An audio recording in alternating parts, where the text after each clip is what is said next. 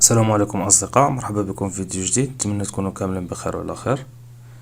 إذا الطريقة ديال إنشاء ديال الحساب ديال سكريل ما لكم غير أنكم ترجعوا للقناة نتاعي، وغادي تلقاو شرح شامل كيفاش أنكم تفتحوا حساب وتفيريفيو. راه الطريقة سهلة، راه ما معقدة ما والو، تبعوا غير الخطوات وكتفيريفيو بمعلومات ديالكم كيولي عندكم حساب.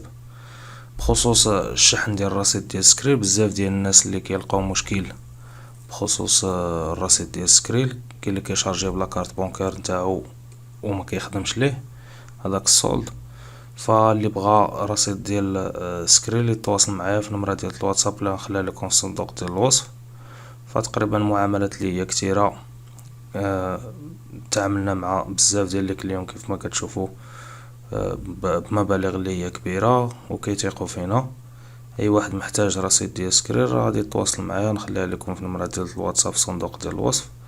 محتاج رصيد تواصل معايا، وإلا عندك حتى اي كمية كيف ما كانت بغيتي تبيعها كيف ما كانت راه ما عنديش مشكل. المهم الطرق ديال الدفع اللي كنخدمو بهم هو السي البريد التجاري ولا وافا كاش ولا كاش بلس. هادشي اللي كاين في هاد الفيديو هذا. تهلا.